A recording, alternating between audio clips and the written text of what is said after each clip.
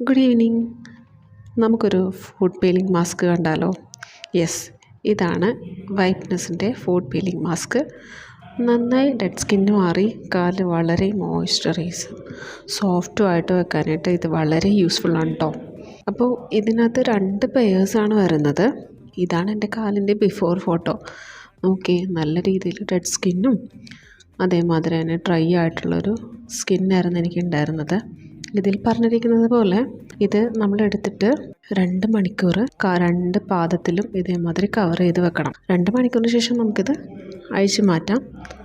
പിന്നെ ഇതിൻ്റെ peeling start ചെയ്യാനായിട്ട് 2-3 ദിവസം എടുക്കും.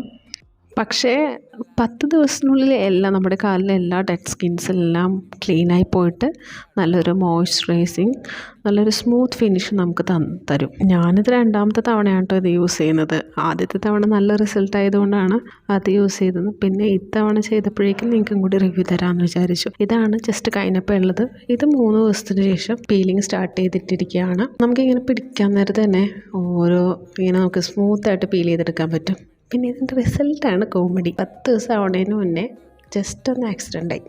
അതുകൊണ്ട് തന്നെ ഇതിൻ്റെ ഫൈനൽ റിസൾട്ട് എനിക്ക് എടുക്കാൻ പറ്റിയില്ല. പക്ഷേ പ്രോഡക്റ്റ് അടിപൊളിയാണ് കേട്ടോ. അപ്പോൾ ശരി.